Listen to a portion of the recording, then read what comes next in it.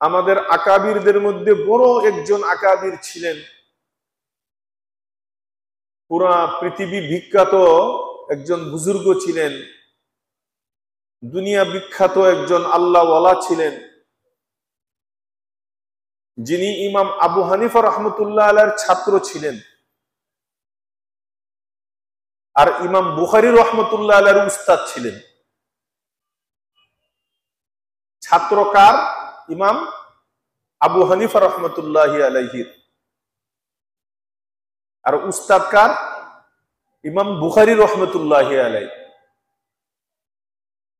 তার নাম হলো আব্দুল্লাহ ইবনুল মুবারক রহমতুল্লাহ আলাইহি। নামটা কি ভাই? আব্দুল্লাহ ইবনুল মুবারক। সবাই মনে রাখবো, অনেক বড় বুজুর্গ। বড়দের নাম মনে রাখাও এটা একটা রহমতের কারণ, বরকতের কারণ। কিতাবের মধ্যে আসছে তানজিলুর রহমা ইনদা যিকরিস সালিহিন, যে মজলিসে নেককারদের আলোচনা হবে, নেককারদের নাম নেওয়া হবে, আল্লাহওয়ালাদের আলোচনা হবে, বলনেওয়ালা এবং শূন্যওয়ালা যতক্ষণ পর্যন্ত আল্লাহওয়ালাদের আলোচনা করতে থাকবে, শূন্যওয়ালারা শ্রোতারা যতক্ষণ পর্যন্ত তার আলোচনা শুনতে থাকবে, ততক্ষণ পর্যন্ত আল্লাহ তাআলা বলনেওয়ালা শূন্যওয়ালা সকলের উপর আরশে আজিম থেকে রহমতের বৃষ্টি আল্লাহ বর্ষণ করতে থাকে। তানজিলুর রহমা ইনদা যিকরিস সালিহিন।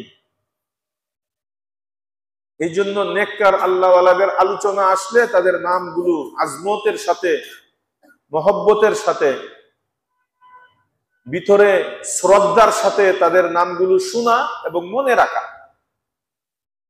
দুনিয়াতে তো কত জিনিসের নাম আমরা মনে রাখি,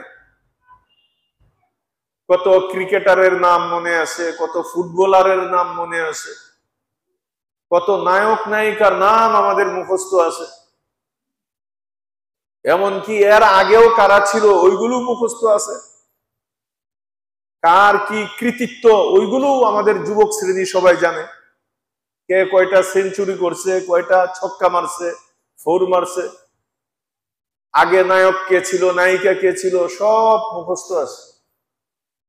কিন্তু এই যুবক শ্রেণীকে যদি বলা হয় তুমি 10 জন সাহাবীর নাম বলো,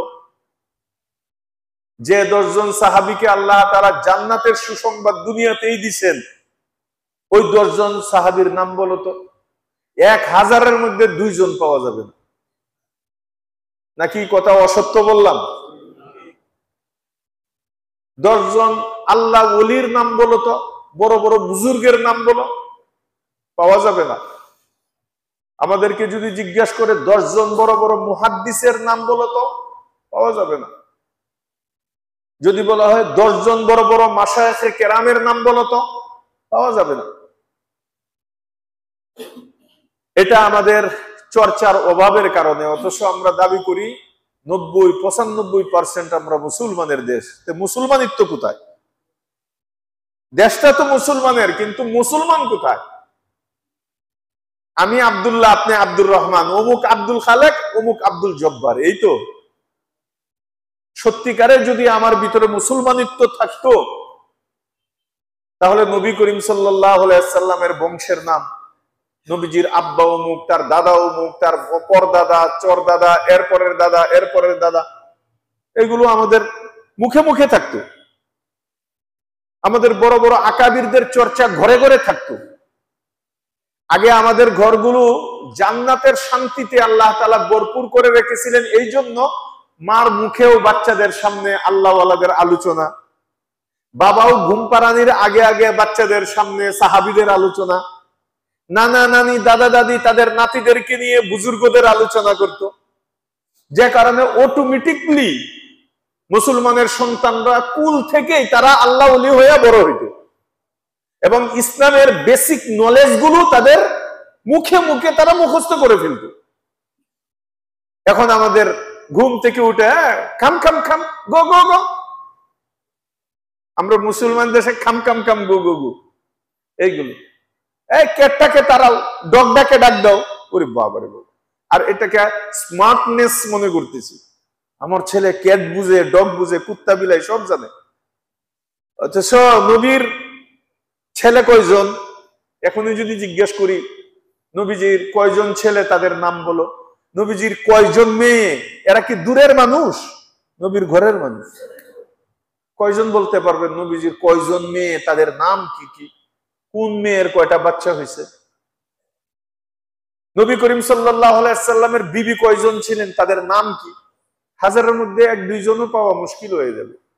অথচ আমরা দাবি জোরদার কোনো কিছু হইলেই আমাদের প্রথম কথায় আমরা 90% মুসলমানের দেশ। তুমি তো ক্রিকেটারের নাম মুখস্থ রাখছো, দুনিয়ার আগ্রুম বাগ্রুম সবার নাম তোমার মুখস্থ, কিন্তু তুমি যে মুসলমানিত্ব দাবি করতেছো, তোমার ভিতরে মুসলমানিত্বের নলেজ, ইসলামের বেসিক নলেজ গুলো কোথায়? তুমি বলো নামাজের মধ্যে ফরজ কয়টা বলো তো দেখি। এটা তো আরো গুরুত্বপূর্ণ, কথা বলেন না কেন? আজকে যদি জিজ্ঞাসা করা হয় নামাজের ওয়াজিব গুলো বলেন দেখি, ও যুবক তুমি বলো, ও চাচা অমুক আপনি বলেন, ও অফিসার সাহেব আপনি বলেন, কয়টা অফিসার, কয়জন চাচা আর কয়জন যুবক পাওয়া যাবে যে নামাজের ওয়াজিব গুলো দাঁড়ায় এক টানে বলতে পারবে? যদি জিজ্ঞাসা করি 2 রাকাত নামাজের মধ্যে 60টি মাসালা আছে, বলেন 2 রাকাত নামাজে কয়টি মাসালা? আরে ভাই সবাই বলেন 2 রাকাত নামাজে কয়টি মাসালা? 10টা মাসালাও তো বলতে পারবো না, অথচ নামাজ তো পড়েই যেতেছি।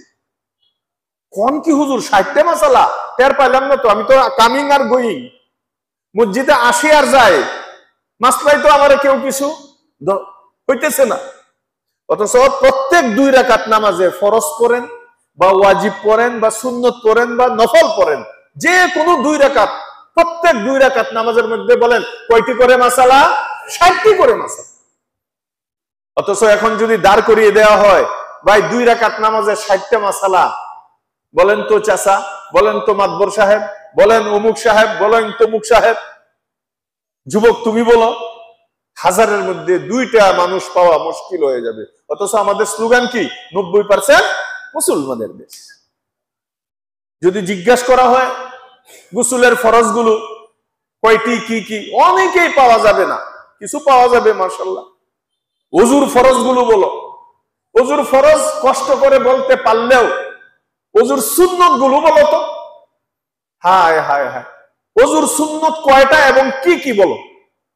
চাচা আপনি বলেন, মাতবর সাহেব আপনি বলেন, অফিসার সাহেব আপনি বলেন। অথচ ওযু দৈনিক 5 বার তো করতে হবেই, কথা বলেন না কেন?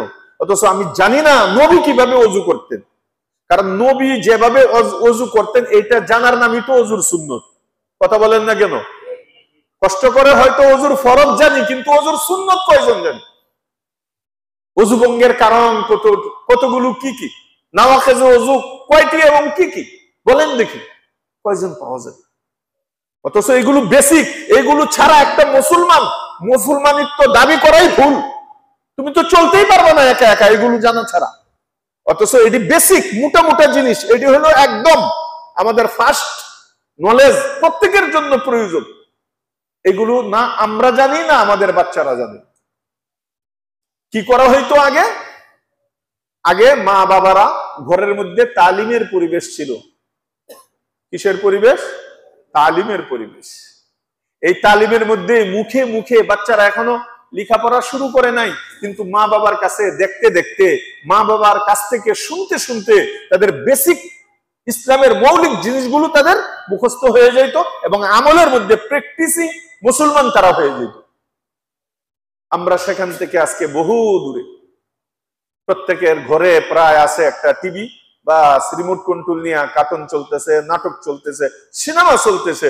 ঘরের মধ্যে না তালিম আছে, না জিকির আছে, না ফিকির আছে, না সাহাবায়ে কেরামের কোনো আলোচনা আছে, না আমাদের আকাবিরদের কোনো মুজাকারা আছে, না দ্বীনে ইসলামের কোনো এখানে কথাবার্তা আছে। বাস আমি স্মার্টনেস মনে করতেছি, আমার একটা গাড়ি আছে, বাড়ি আছে, আমি মনে করছি সব আছে।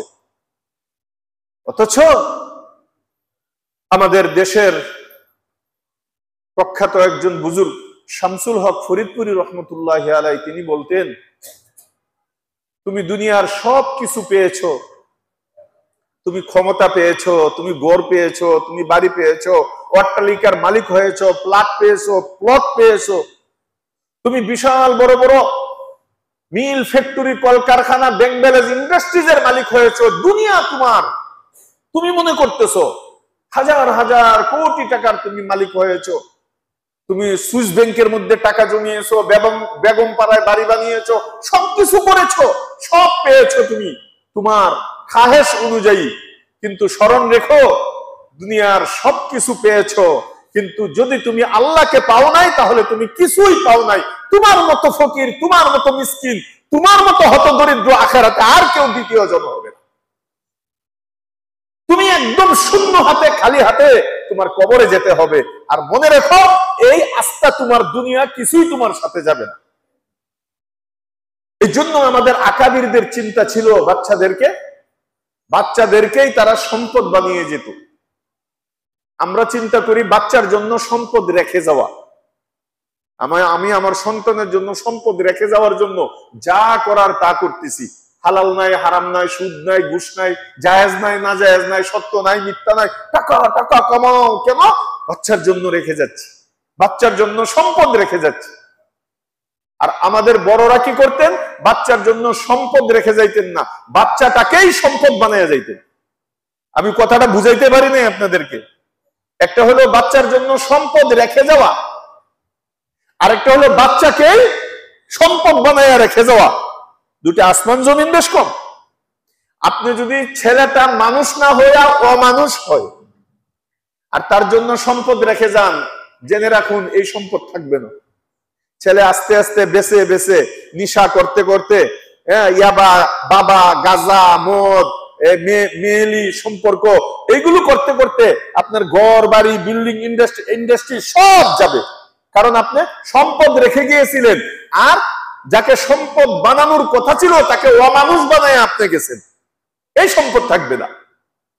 আর আপনি যদি গরিব হন, হতদরিদ্র হন, কিন্তু আপনার ছেলেকে, আপনার মেয়েকে আপনি শিষ্টাচার শিক্ষা দিয়েছেন, ভদ্রতা শিক্ষা দিয়েছেন, আদব আখলাক শিক্ষা দিয়েছেন, আল্লাহর সাথে সম্পর্ক করেছেন, নবীওয়ালা জিন্দেগি তাকে এরকম ভাবে প্র্যাকটিসিং মুসলমান আপনি তাকে বানিয়েছেন, স্মরণ রাখুন, আপনিও কবরে থেকে, আপনিও আখিরাতের মধ্যে পরকালে যায় এই বাচ্চার উসিলায় আপনি শান্তি পাবেন। আর বাচ্চাকেও আল্লাহ তাআলা দুনিয়ার জিন্দেগিতে জান্নাতের জীবন যাপন করার আল্লাহ তৌফিক দান করবেন। কারণ আপনি বাচ্চাকে সম্পদ বানিয়ে গেছেন। আমরা ভুল এই জায়গায় করি, আমরা আল্লাহ ছাইরা, নবী ছাইরা, সব কিছু ছাইরা, কবরের চিন্তা, কবরের স্মরণ সব ছাইরা খালি টাকা টাকা, আমার বাচ্চার জন্য সম্পদ রেখে যেতে হবে। কেউ চিন্তা করে না আমার বাচ্চাটাকে সম্পদ বানায় যাইতে হবে, বাচ্চাটাকে আদব শিখাতে হবে। আদব শিখাইতে হইলে আদবওয়ালার কাছে যাইতে হবে, আদবওয়ালার সুহবতে পাঠাইতে হবে। এই জন্য কিতাবের মধ্যে লেখে, একজন যোগ্য বাবার সবচেয়ে বড় সন্তানকে যে হাদিয়া উপঢৌকন, সবচেয়ে বড় হাদিয়া হইল, সবচেয়ে বড় দান হইল আদব শিক্ষা দেওয়া। একটা বাবের, একজন পিতার, একজন বাবার সন্তানকে আদব শিক্ষা দেওয়ার চেয়ে বড় সম্পদ পৃথিবীতে আর কিছু নেই। আপনি কোটি টাকা দেওয়ার চেয়ে একটা আদব শিক্ষা দিলেন। দেখো বাবা, বড়দেরকে দেখলে সালাম দিতে হয়, বড়দের সাথে মুসাফা করতে হয়, নম্রতা ভদ্রতার সাথে চলতে হয়। মেহমান আনলে তার দ্বারা দস্তরখান পাঠাইলেন, তার দ্বারা গ্লাস পাঠাইলেন, তার দ্বারা খেদমত করাইলেন। তার এই যে আমার বাবা অমুক, আমার বাবা তমুক, এই আমার জিনিসটাকে জব করলেন আস্তে আস্তে খেদমত করাইয়া, তাকে শিষ্টাচার শিখাইলেন। এটা আপনি তাকে সবচেয়ে বড় সম্পদ, সবচেয়ে বড় হাদিয়া, সবচেয়ে বড় উপঢৌকন তাকে দিলেন। আর আমরা কি করি? যে কোনো একটা প্রতিষ্ঠানের মধ্যে পাঠাইয়া দেই, বাস মনে করি যে আমি সব জিম্মাদারি শেষ করে দিছি। না না, জিম্মাদারি শেষ হয় নাই। আপনার বাচ্চা, আপনার সন্তান কোথায় পড়তেছে, ওখানে তো আক্ষরিক কিছু শুধু শব্দ শিখে আসতেছে। আদব কোথায় শিখলো? আখলাক কোথায় শিখলো? আদব আখলাক প্রতিষ্ঠানের মধ্যে শুধু গেলেই হয় না, ওখানে তো ক্লাস বাই ক্লাস 5-6টা ক্লাস করলো, টিউশনি করলো, প্রাইভেট পড়লো, আয়সা পড়লো। তা আদব কোথায় শিখাইলেন? যে কারণে আমাদের সন্তানরা বড় বড় গ্রাজুয়েট, বিশাল বড় বড় ডিগ্রি নেওয়ার পরেও আজকে পুরা দেশ তাদের কারণে অস্থির হয়ে থাকে। ওদেরকে ভয় পায় রাত্রে। এরা কিন্তু অশিক্ষিত না, যারা ওই কামগুলো করতেছে অশিক্ষিত না, এদেরকে ভয় পায়। এদেরকে দেখলে মানুষ দৌড় দেয়। কেন? সে কি বাঘ? সে কি সিংহ? তার সুরতে, লেবাসে, পোশাকে সে একজন মানুষ, কিন্তু ভিতরের মধ্যে হিংস্রতা, ভিতরের মধ্যে তার বাঘ আছে একটা, ভিতরের মধ্যে তার বিষাক্ত সাপের চুগুল আছে, তার ভিতরে হিংস্রত্ব আছে, তার ভিতরে পাগলা কুকুরগিরি আছে, তার ভিতরে এরকম ভাবে জেব্রাস, এরকম বড় বড় হিংস্র প্রাণীর থাবা আছে। এই জন্য তাকে ভয় পায়। এখন মানুষ একা যাইতেও ভয় পায়, শহর দিয়েও রাত্রে একা যাইতে ভয় পায়, গ্রামগঞ্জে রাস্তাঘাটে আমরা গাড়ি নিয়ে যাইতে 7 বার চিন্তা করি। কাকে ভয় পায়? সত্যিকারে কি রাস্তার মধ্যে কোনো বাঘ থাকে নাকি? জঙ্গলের বাঘ থাকে? তাহলে কাকে মানুষ ভয় পায়? প্রতিনিয়ত পেপার পত্রিকা আসতেছে, অমুকরে মারতেছে, অমুকের হাত ভেঙে ফেলাইছে, অমুকের পেটে ছুরি ঢুকিয়ে দিছে, অমুককে জবা করছে, অমুকের খুলি উড়াইয়া দিছে, অমুকরে এরকম ভাবে টুকরা টুকরা করে ফেলছে, অমুকরে 13 টুকরা করছে। এটি কে করতেছে? জঙ্গলার কে না মানুষে? কথা বলেন না কেন? মানুষ। কিসের কারণে করতেছে? এই মানুষটাও তো কোনো একটা বাবার সন্তান ছিল একদিন। কথা বলেন না কেন? তাহলে তার পারিবারিক ভাবে, ফ্যামিলিগত ভাবে সে শিষ্টাচার শিখে নাই, ভদ্র শিখে নাই, অথচ সে উচ্চ শিক্ষিত। তালাশ করে দেখেন, অনেক বড় শিক্ষিত সে, কিন্তু শিক্ষিত হইয়া হিংস্র হলো কেন? শিক্ষিত হইয়া জানোয়ার হইল কেন? শিক্ষিত হইয়া সাপের চুবল শিখলো কেন? কারণ তার মা, তার বাবা তাকে শুধু আক্ষরিক শিক্ষাই দিয়েছে।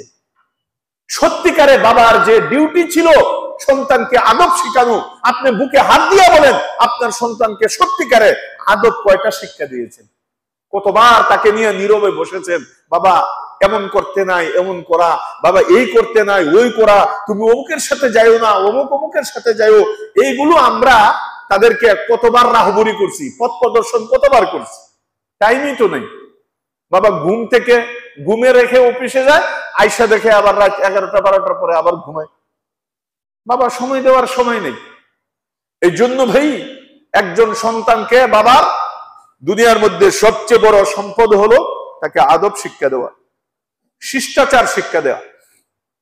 আল্লাহ তাআলা এই জন্যই কোরআনে বলেছেন, কুনু মা'আস সাদিকিন, তোমরা আল্লাহওয়ালা যারা আছে, নেককার যারা আছে, সাদিকিন যারা আছে, ওদের সংস্রবে যাও, ওদের সুহবতে যাও। কারণ দুনিয়ার নিয়ম আমরা তো বুঝি। মাছ বাজারে গেলে মাছ পাওয়া যাবে, গুড়ের দোকানে গুড় পাওয়া যাবে, কাপড়ের দোকানে কাপড় পাওয়া যাবে, তরকারির দোকানে তরকারি পাওয়া যাবে, স্বর্ণের দোকানে স্বর্ণ পাওয়া যাবে। স্বর্ণের দোকানে যায় যদি বলেন আমাকে 1 কেজি মাছ দেন, চেপা দেন, স্বর্ণের দোকানে কি চেপা বেছে?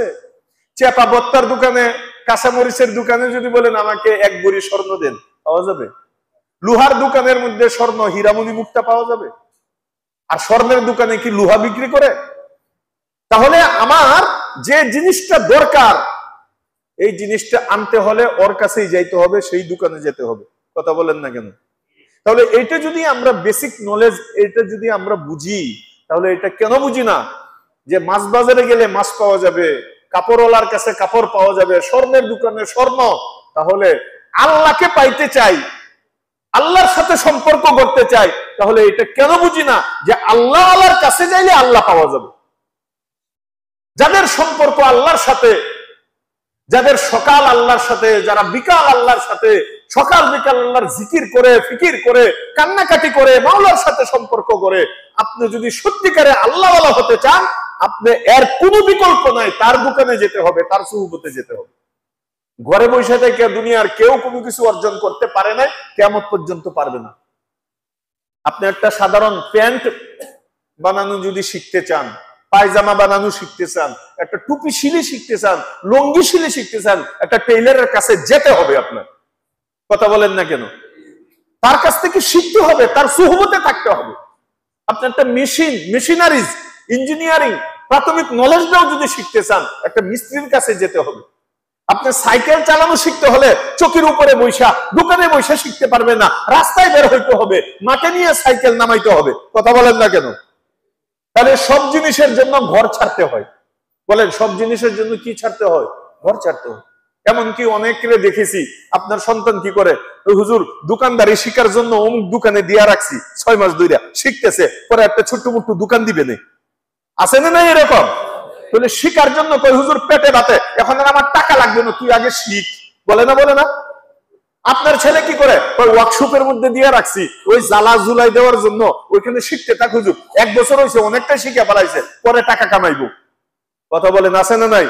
তো এখন শুধু পেটে বাতে, ওরা খালি খানা দেয়, থাকার জায়গা দেয়, আমার টাকার দরকার নেই, টাকা তো হুজুর পরে আসবে, এখন তো শিখতেছে। তাহলে শিখার জন্য কি করতে হয়েছে? ঘরের ভিতরে শিখতেছে, তার সুহবতে যেতে হচ্ছে, তার সংস্রবে যেতে হচ্ছে। তাহলে এত বড় একটা আমাদের সম্পদ, আল্লাহর সাথে সম্পর্ক গড়া, শিষ্টাচার শিখা, আদব আখলাক শিখা, ভদ্রতা শিখা, এর জন্য কি ভদ্রলোকের কাছে পাঠাইতে হবে না? কথা বলেন না কেন? আজকাল আমাদের ছেলে মেয়ে 98% নষ্ট হয় সুহবতের কারণে। কিসের কারণে ভাই? সুহবত বুঝেন তো? সংস্রব, সাথী। যার সাথে যার মহব্বত, তার সাথে তার কিয়ামত। যার সাথে চলাফেরা করবে, তার রং তার ভিতরে আসবে, এটা 100%। আপনি আধা ঘন্টা একটা আতরের দোকানে বসে থাকেন, আতরওয়ালা যদি আপনাকে আতর নাও মাখে, আপনাকে নাও দেয়, তবু আপনি আধা ঘন্টা বসার পরে যখন বের হবেন, আপনার জামা থেকে কিসের গ্রাম বের হবে? অথচ আপনি কিনেন নাই, কিছুই করেন নাই, এরপরেও আপনার পুরা দেহ থেকে, জামা থেকে ভালো একটা সুঘ্রাণ, ভালো একটা স্মাইল ওইখান থেকে বের হবে। আর আপনি কামারের দোকানে আধা ঘন্টা বসে থাকেন, এই যে ঠাস টুস করে মারতেছে, ধোঁয়া বের হইতেছে, আধা ঘন্টা পরে যেখানে যাবেন, কিরে তোর শরীর থেকে ধোঁয়ার গ্রান আসে কেন? বলবে কি বলবে না? কারণ আপনি যার সুহবতে ছিলেন, তার প্রভাব প্রতিপত্তি আপনার মধ্যে আসর করবে। আমি অনেক সময় দেখেছি, ছোটকালে আমাদের মুরব্বীরা পান খাইতেন, জর্দার ডিব্বার ভিতরে, জর্দা নাই, অনেকদিন আগে জর্দা ছিল, জর্দার ডিব্বার ভিতরে সুপারি রেখে দিত। তো অনেক সময় শখে একটু সুপারি মুখে দিতাম, পরে দিয়ে যে দুনিয়া ঘুরে, ওমা জর্দা নাই, কিছু নাই, দুনিয়া ঘুরে কেন? এর মধ্যে কোনো এক সময় কি ছিল? জর্দা ছিল, তার প্রভাবটা এখনো রয়ে গেছে। আস্তে আস্তে এই সুপারি জর্দার ডিব্বার ভিতরে সুহবতে থাকার কারণে ওই সুহবতের প্রভাব জর্দার ভিতরে ঢুকছে। এমন ঘটনা কি ঘটছে আপনাদের সাথে কখনো? এরকম। এটা কিসের? সুহবতের তাসির, সংস্পর্শের তাসির। তাহলে এইগুলো যদি আমরা বুঝি, আতরের দোকানের যদি একটা প্রভাব থাকে, কামারের দোকানের যদি একটা প্রভাব থাকে, জর্দার কটুয়া ডিব্বার ভিতরের যদি একটা প্রভাব থাকে, তাহলে আল্লাহওয়ালার সাথে যদি বসি, তাহলে এর কি প্রভাব থাকবে না? কথা বলেন না কেন? আমাদের শতকরা 98% বাচ্চা বাচ্চি নষ্ট হচ্ছে ওই সুহবতের কারণে। আপনার ছেলে কিন্তু নষ্ট ছিল না, কোনো বাবা চায় না আমার ছেলেটা নষ্ট হোক। ভাই কেউ কি চায়? দুনিয়ার সবাই চায় আমার সন্তানটা এলাকার একদম হীরামণি মুক্তার মতো হোক, সবাই প্রশংসা করুক। কোনো বাবা মা চায় না আমার মেয়েটা নষ্ট হোক।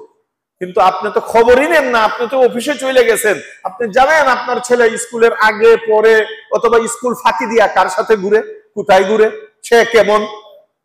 হঠাৎ করে দেখে যায় তার ঠুট খালা, কিরে বাবা, মুখ থেকে গন্ধ আসে, তার রুম খুলে দেখে ধোঁয়া বের হইতেছে, বাবা তখন মাথা চক্কর দেয়।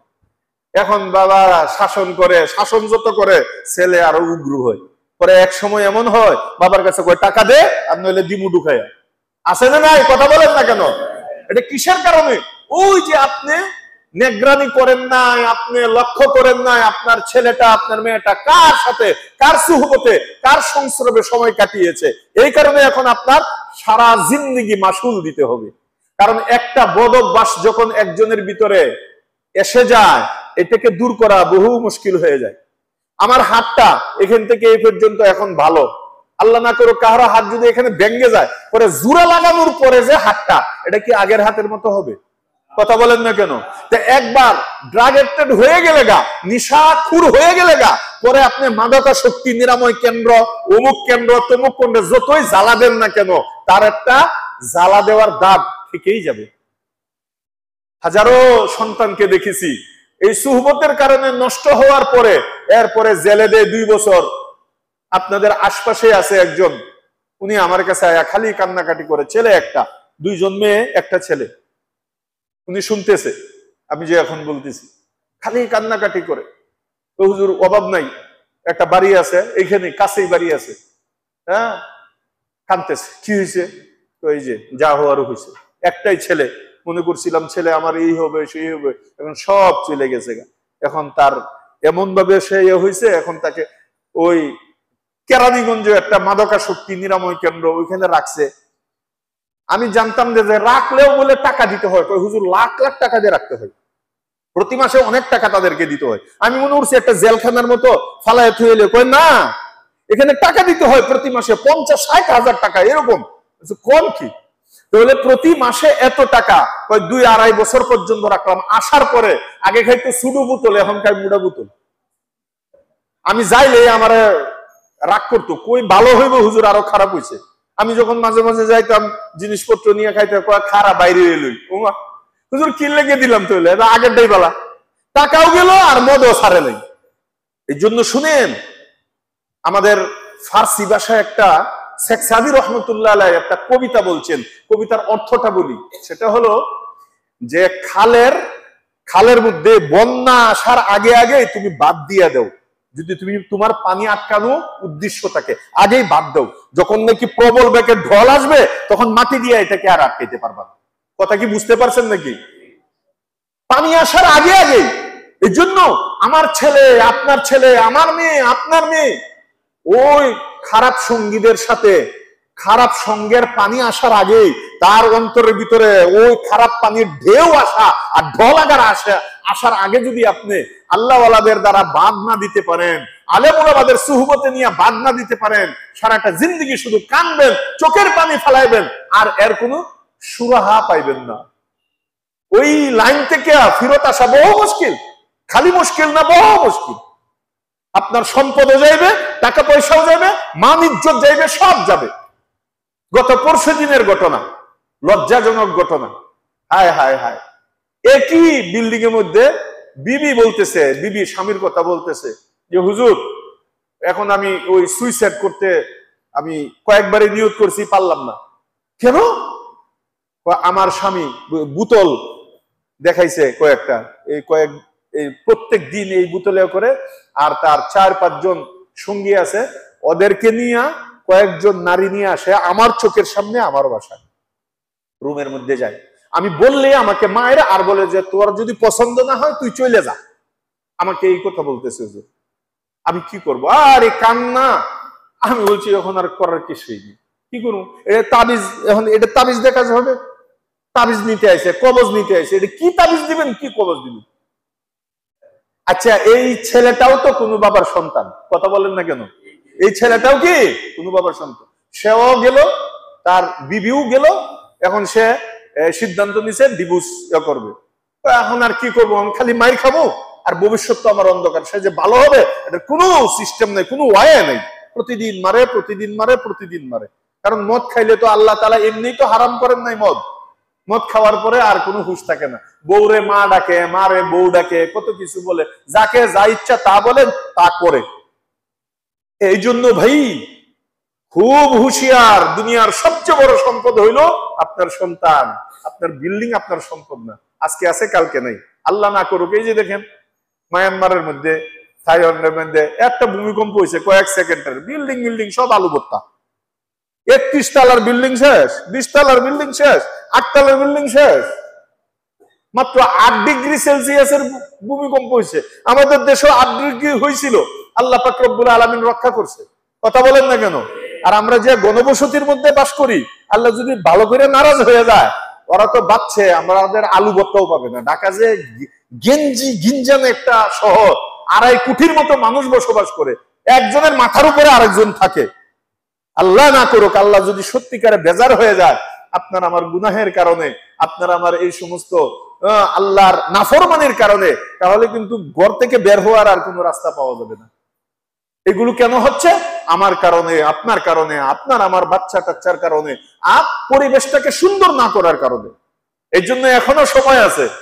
বাচ্চাকে যদি তাদের ভবিষ্যৎ উজ্জ্বল করতে চান, নিজের ভবিষ্যৎ উজ্জ্বল করতে চান, যাদের এখনো ছোট ছোট বাচ্চা আছে, 1000 বার ভাবেন, 1000 বার চিন্তা করেন এবং খুব নিগরানি করেন আমার বাচ্চাটা কার সাথে যাচ্ছে, ওর মা বাবা কেমন। মা বাবা যেমন, তার প্রভাবটা বাচ্চার উপরে পড়ে তেমন, এটা মনে রাখবেন। কিন্তু ওর মা বাবা যদি ড্রাগ এডিক্টেড হয়, মদ খায়, নিশাখোর খায়, বিড়ি খায়, সিগারেট খায়, ওই ছেলেটা টুডে টুমারো বিড়ি সিগারেট খাবে। কথা বলেন না কেন? কারণ বাবার কাছ থেকে দেখতেছে। ওর মা যদি উল্টা পাল্টা চলে, তার মেয়েটা উল্টা পাল্টা চলবেই টুডে টুমারো। আপনি কতটুকু যায়, এরকম ভাবে ধরে রাখবেন। এখন আপনি ছেলেকে, আপনার ছেলে আপনার মেয়ে কার সাথে যাচ্ছে এটা আগে দেখতে হবে, ওর মা বাবা কেমন। বাচ্চা মানুষ করা এত সহজ না। বাস স্কুলে দিলেন, অনেক ভালো স্কুলে দিয়েছি, হ্যাঁ 1.5 লাখ টাকা ভর্তি, মনে করে এটা একটা ক্রেডিট। হায় হায়, ওই দিন উত্তরায় গেলাম, গত সোমবারে উত্তরা একটা স্কুলে, নাম বললে চিনবেন, 1.5 লক্ষ টাকা ভর্তি, ভর্তি ফিস 1.5 লক্ষ টাকা, মাসে 30-35 হাজার টাকা খরচ আছে সব মিলে। আমি বলছি কি পড়ায়? কই হুজুর আপনারা যা পড়ান এর 100 ভাগের 1 ভাগও আমরা পারি না, এই মেহনত আমাদের ওই 8:30টার সময় আসে, 12টায় ছুটি দিলে, এত টাকা নেন কে? কয় মানুষের টাকা আছে দেয়, আমরা কি করবো? কি করছেন? ডেকোরেশন এত সুন্দর করছে, পুরো সুবহানাল্লাহ, জান্নাত বানাই গেছে। কই এইটাই আমাদের বুঝি, প্রত্যেক রুমে রুমে এসি, এই সেই খাট মাট দিয়া একেবারে সেরাবেরা করে বলেছে। হায় হায়, টিচারদের নিষেধ, সাবধান, কোনো বাচ্চার গায়ে টুক্কা দেওয়া যাবে না, কটু কথা বলা যাবে না।